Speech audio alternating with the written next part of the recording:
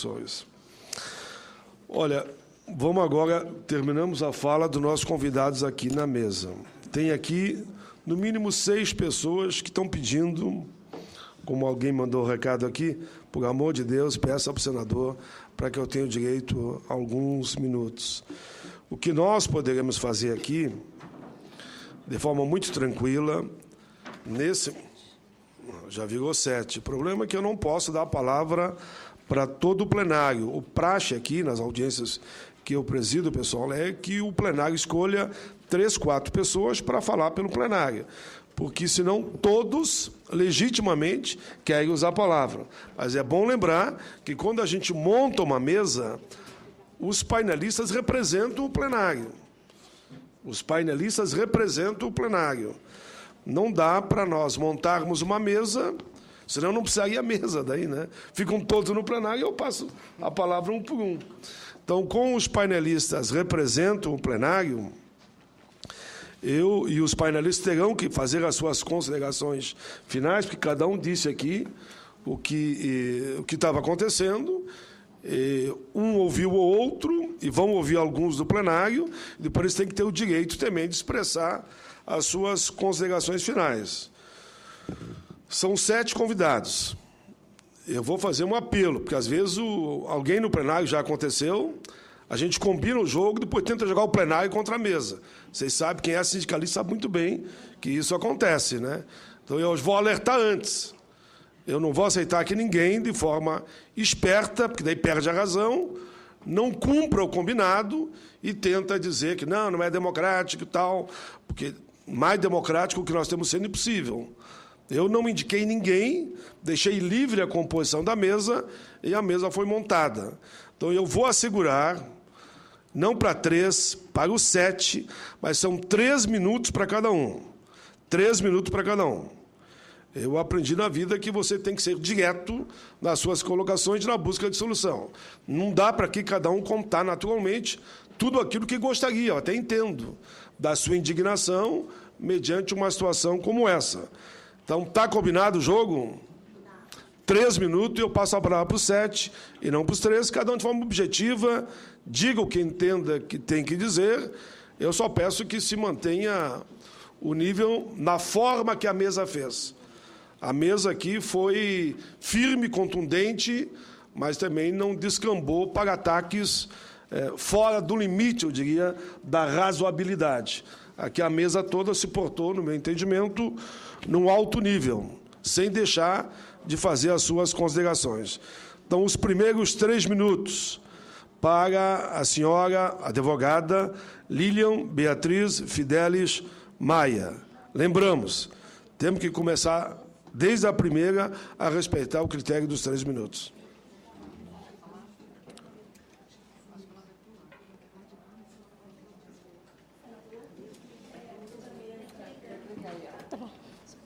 Que já esteve conosco diversas vezes, participou, inclusive, de audiência pública, sempre defendendo essa causa. Quero fazer esse registro, doutora Lilian Beatriz Fidelis Maia. Senador Paulo Paim, toda a mesa, eu gostaria de cumprimentá-los todos que estão aqui, que nos acompanham pela internet, pela televisão. O que eu gostaria de ressaltar, primeiramente agradecer, é sempre a disposição do senador em nos ajudar, em nos atender, em dialogar. Diversas vezes, né, nós já tivemos audiências públicas, tentamos fazer comissões para acertarmos a situação, nós, o Sindi Itamaraty, Sindi Nações, tentar ajustar, negociar diretamente com o Ministério das Relações Exteriores. Infelizmente, nós ainda não avançamos muito. Nós esperamos, agora a situação mudou.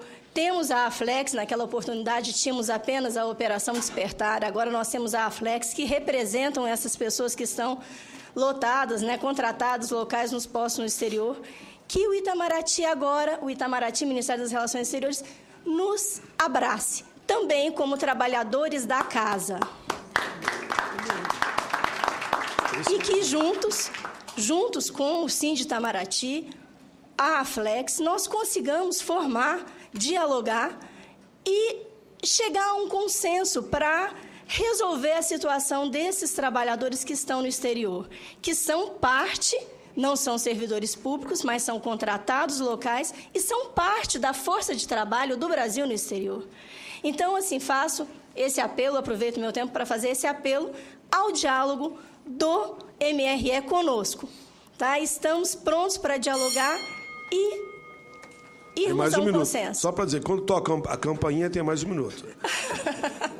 De qualquer forma, muito obrigada, senador, e muito obrigada ao Itamaraty até de estar aqui, o secretário, né, Pussi. Está aqui, eu acho que nós já recebemos cartas dele chamando para conversar. Nos colocamos à disposição, ainda não fomos convidados. Estamos aqui à disposição. A Cláudia está aqui no Brasil para isso. Muito obrigado, senador. Obrigada a todos. Tudo bem, doutora Lilian.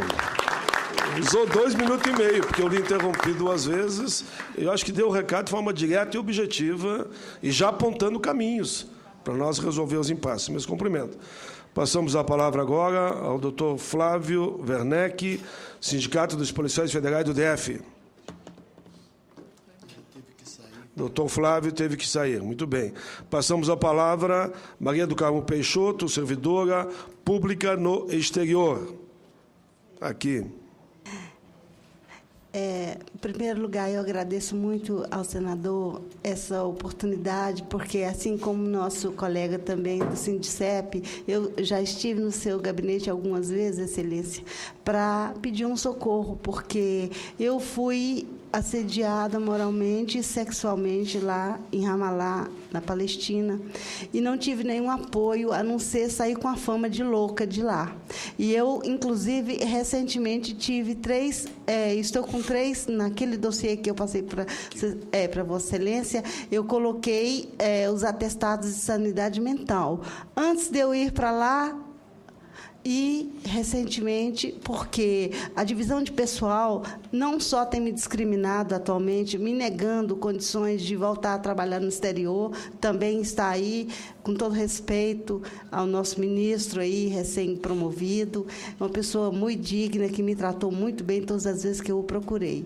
Mas, infelizmente, o nosso, vamos dizer assim, né, SGX tem uma mania de perseguição contra a minha pessoa, quero deixar muito claro. Ele estava em Ramallah quando eu fui devolvida para o Brasil como louca e, inclusive, médica enviada para me apanhar lá. A médica até perguntou, você que é louca? Você fez tour comigo toda Jerusalém, como é que você pode estar louca? Essa foi a expressão de uma médica. Então, quero passar para Vossa Excelência todos os meus documentos, inclusive, recentemente, da parte do conluio que foi formado entre diplomatas e serviço médico aqui da Junta Médica do Ministério do Trabalho, um documento original, eu fiz questão de trazer, depois eu vou pedir a sua assessoria para copiar, de uma fraude que fizeram como que para indução à aposentadoria por invalidez, como se eu estivesse completamente fora do meu normal. E eu continuo trabalhando, inclusive, na minha tentativa de suicídio. Houve uma tentativa de suicídio devido às torturas psicológicas que eu enfrentei por parte do secretário, primeiro secretário administrador em Ramallah. E não tive nenhuma oportunidade de troca de posto, conforme é dada a qualquer servidor, que mesmo que estiver bem, ele vai para outro posto, e a mim foi simplesmente cassada a minha remoção, que eu teria por lei 10 anos. Quero mostrar aqui a réplica do documento na Justiça Federal, do relatório calunioso, injurioso, criminoso, o qual o SGX embaixador Denis Souza Pinto participou, porque ele foi quem deu toda a força para esse falso diplomata, porque eu já tive muitos diplomatas, inclusive já relatei isso para o nosso amado querido, eu falo amado porque é uma pessoa muito digna, o nosso ministro que está aí presente. Vários ministros, até embaixadores que me têm o maior respeito, a maior confiança, e esse odioso lá de Ramallah resolveu me colocar para Cristo como louca, e essa situação continua, viu? Eu continuo trabalhando e sendo tida por louca. Está aqui, eu vou passar o original, a réplica e o relatório calunioso, injurioso, inclusive o assédio sexual, não me deram nem... tive uma tentativa de estupro dentro do meu local de dormir, porque eu trabalhava até de madrugada dentro daquele escritório e nunca foi levado em conta isso. Agradeço a oportunidade de falar. Essa foi a doutora Maria do Carmo Peixoto, servidora pública no exterior, que quero usar o termo para ajudá-la, que de louca não tem nada, senão não teria feito uma defesa tão contundente agora do seu pronunciamento. Uma pessoa louca não teria a competência que a senhora está demonstrando aqui, usou 3 minutos e 1 segundo e praticamente relatou toda a sua situação. Dentro do escritório, como se eu quisesse estar acima de tudo. E eu sempre fui uma pessoa extremamente humilde e trabalhei nas madrugadas e isso nunca foi levado em conta. E ainda faz uma série de denúncias graves como essa de abuso sexual, né? Todos esses dados nós...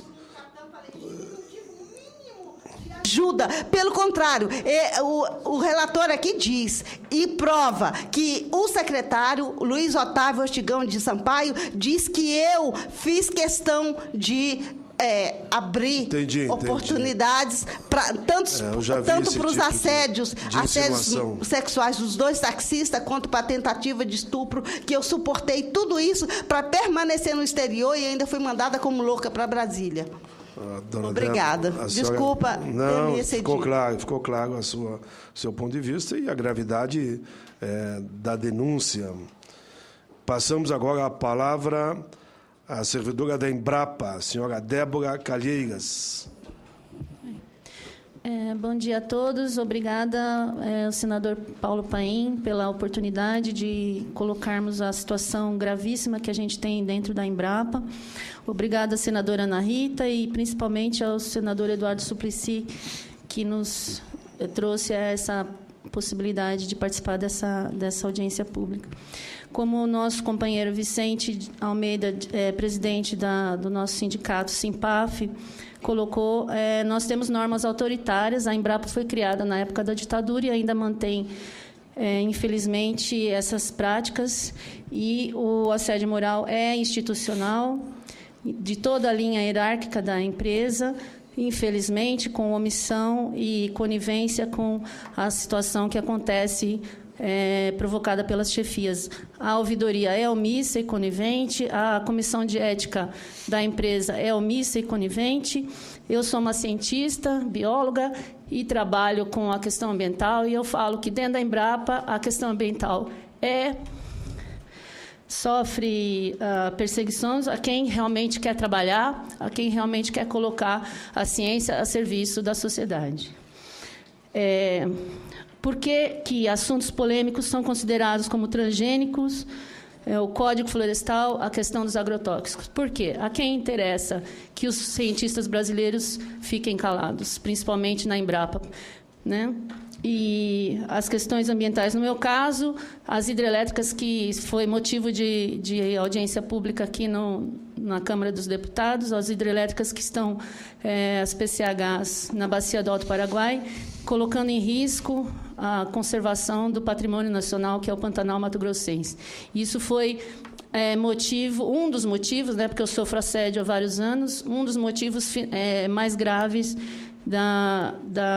do questionamento do meu trabalho científico. Então, quando a gente tem assédio moral, como a gente viu no filme, desde do assistente, né, que é que trabalha no campo experimental, até uma cientista ou aos cientistas, isso é muito grave, né?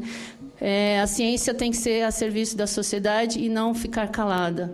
Infelizmente, é o que acontece. E quem se levanta contra essa indignidade profissional e pessoal, né, que é isso que é o assédio moral, provocar a perda da dignidade profissional e pessoal, como a colega falou, é considerada como louca e irresponsável. Na verdade, ao contrário, eu estou fazendo o meu trabalho, que é corroborado pelos cientistas da minha área, mas eu sou considerada insubordinada e ideológica pela instituição e corroborada, senador, pela Justiça do Trabalho desse país, pelo Ministério Público do Trabalho do Mato Grosso do Sul, Justiça do Trabalho do Mato Grosso do Sul.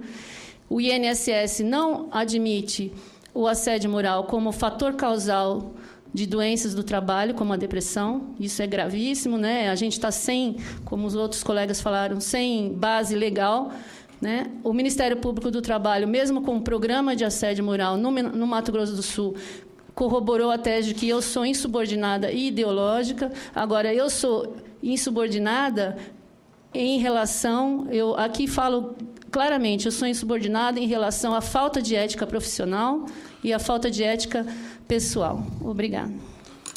Muito bem, essa foi a senhora Débora Calheiro, servidora da Embrapa. E agora eu passo a palavra ao senhor Flávio Werneck, Sindicato dos Policiais Federais. Pois é, mas ele não está, né? É que eu havia dito aqui que eu já havia chamado. A assessoria me lembrou que eu não havia chamado ele. É que ele não está, não é isso? Sim, ele tem uma reunião agora. Eu já havia chamado ele, mas ele não se encontra. Passamos a palavra à senhora Helene Piva, servidora do INSS-MPS.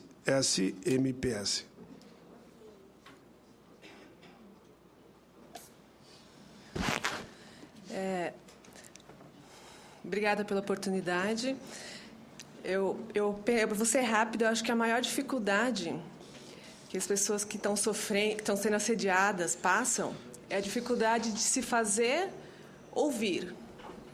Eu acho que dentro do local que você trabalha seria o primeiro lugar onde você deveria buscar ajuda, e você pode implorar, você pode desesperadamente, você consegue ser ouvida em qualquer lugar, menos na instituição em que você trabalha.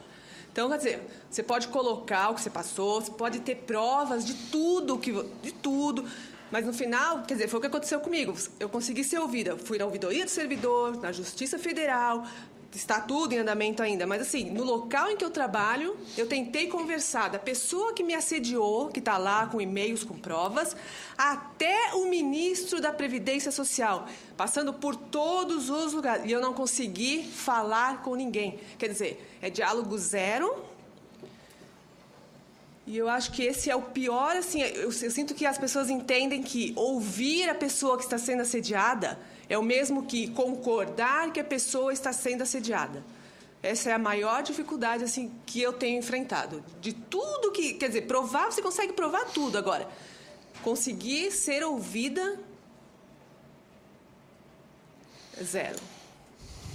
É só isso que eu queria colocar. Essa foi a Helene Paiva, a servidora do INSS-MPS, que questiona que as pessoas que sofrem assédio não são sequer ouvidas, né? Exatamente. Zero.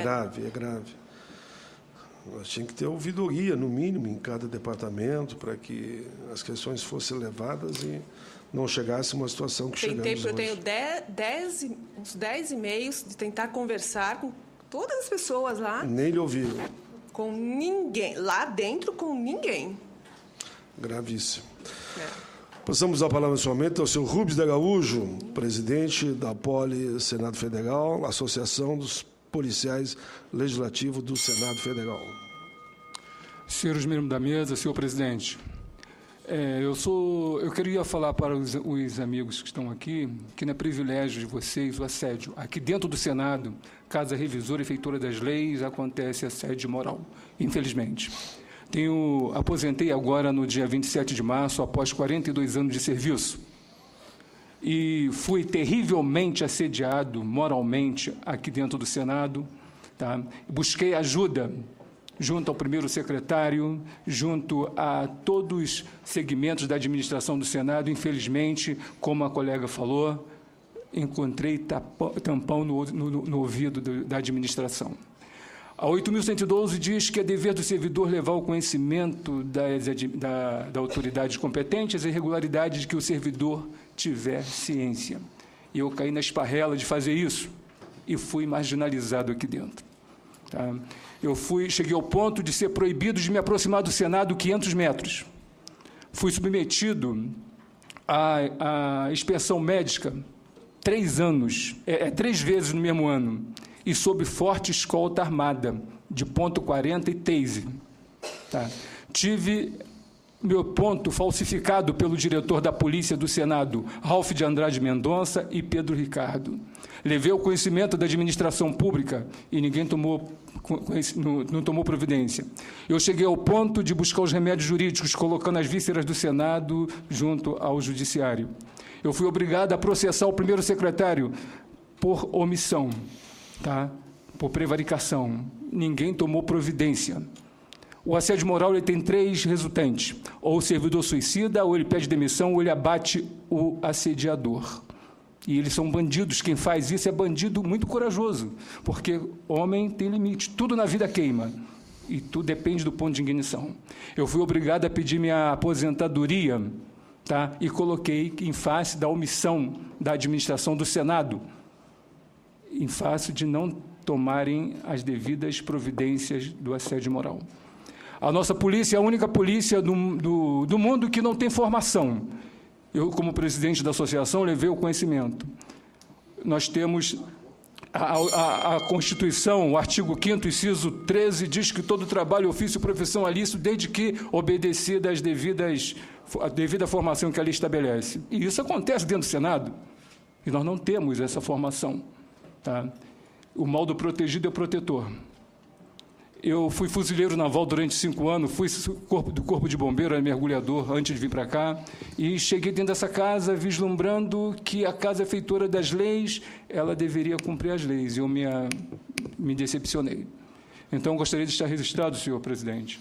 Inclusive, eu cheguei ao ponto de levar o conhecimento do senador Paulo Paim, que ele é um dos ferrenhos defensores da causa social aqui dentro do Senado. Tá? E até hoje ainda não recebi resposta ainda. Então, isso acontece muito aqui dentro do Senado e, de preferência, por colegas que assumem atribuições de direção sem a devida formação, porque a casa é política. Tá? A casa é política. E essa política, às vezes, atrapalha quando ela é direcionada de forma errada e por pessoas incompetentes para assumir a função. Porque eu acredito que quem faz assédio moral em cima do colega de trabalho é bandido. Não deveria ter o nome de servidor público, deveria ser demitido em nome da boa administração. Obrigado. Esse foi o Rubem de Araújo, presidente da Poli, Associação dos Policiais do Legislativo Nacional Federal. E, de fato, o Rubem me procurou e nós demos todo o encaminhamento, ele sabe disso. Todos os documentos que ele me encaminhou foi encaminhado à direção da casa para que se tomasse as providências. Então, em nenhum momento aqui ficou parado na comissão e ele sabe disso. Inclusive, conversei com ele, dialoguei com ele inúmeras vezes e nós tomamos as providências naquilo que competia a essa comissão. Aí, claro, a contundência da crítica que ele faz é quanto à decisão, a indecisão da casa de não tomar posição quanto às suas denúncias. Passamos a palavra nesse momento. É que se eu dar o ponto e contraponto... É importante o que eu queria deixar registrado, presidente. O senhor, como senador da República, a nossa legislação 8.112 e a 9.734, ela não cristaliza essa penalidade ou essa proibição na administração pública de assédio moral. Tá? O assédio moral está na administração pública, assim como o bullying está para os estudantes. Muito bem. Tá? Então, seria importante que o senhor... Isso tudo é o que nós estamos fazendo aqui hoje. É questionando o assédio moral. Eu te recebi inúmeras vezes, mais de 10 vezes. Tomara que alguns dos assediados tivessem sido recebidos tantas vezes quanto eu te recebi. Com certeza. Não só no meu gabinete, como aqui na comissão, quase que diariamente, que eu vejo que é o maior questionamento aqui. E eu tomei os procedimentos naquilo que me cabia. Também não tenho o poder da caneta. Muitas vezes as pessoas me dizem, por que você não garante o aumento real para os aposentados? Digo, está do outro lado da rua o poder de garantir um aumento real, mas faço o bom combate aqui dentro, como também essa luta do fim do fator, como foi também o teu caso. O que competia a essa comissão, a comissão fez. Agora, lá em cima, temos que questionar naturalmente a correspondência que você encaminhou, foi encaminhado e lá é que não responderam. Agora vamos a Maria Isabel, doutora em genética, professora da Universidade Federal do Amazonas. Primeiro, eu gostaria de agradecer. Somente uma pessoa muito interessada nos direitos humanos poderia presidir uma comissão com este assunto. eu venho trazer o meu relato, o meu depoimento enquanto assediada. Eu sou professora universitária, eu me identifiquei muito com a voz dos meus colegas, certo? Primeiro, com relação à colega que estava aqui, que falou que foi chamada de louca. Eu também fui chamada de louca no meu ambiente de trabalho. E com o maior dos absurdos do mundo, por uma junta médica que me mandou fazer uma avaliação de alienação mental. Porque o meu médico cometeu o crime de informar aquela junta médica que eu estava sendo submetida a um ambiente que não era adequado, pedindo a minha mudança de lotação. Por causa disso, a junta médica me mandou fazer uma alienação mental. Quer dizer, o médico pede uma remoção e pergunta: está louca? Só que essa loucura não ficou só ali, não. Eu tenho mais de 1000 pessoas que me chamaram de louca, de vagabunda, de vadia, de prostituta. Eu não sou isso, não. Meus pais me deram educação e eu estudei. Eu ralei 11 anos para ser doutora. As pessoas que me chamaram de louca são doutores. Pessoas, como a gente viu na reportagem, né, que a gente pensa que nós vamos ser tratados com respeito, com dignidade. Não, estas pessoas são as assediadoras. Eu vi o ministro Adriano falar que a autoridade máxima não é louca de pegar e não apurar. Eles não apuram. Eles fecham os ouvidos, eles não querem nos ver. Quando eles nos encontram nos corredores, bom dia, com licença, eu tenho mais o que fazer. É assim que nós somos recebidos. A administração, quando recebe as nossas denúncias, elas não apuram. A minha está há 3 anos. Sabe o que fizeram com a pessoa que iniciou o assédio? Porque, no meu caso, é horizontal e vertical.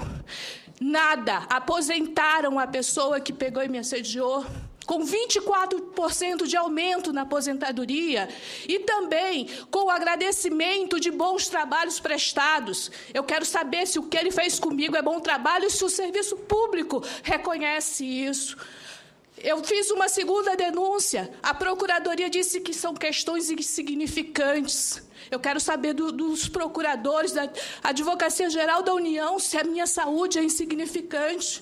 Eu adoeci. Eu nunca imaginei passar por isso. Eu, como geneticista, não admito que digam que a culpa é minha. O CIAS é o segundo que deveria ver o nosso lado, pegar e entender o ambiente de trabalho. Ele não reconhece o nexo causal, ele não reconhece o acidente de trabalho. O judiciário, ele ainda nos ouve, mas pelo sistema ser muito lento, as coisas continuam.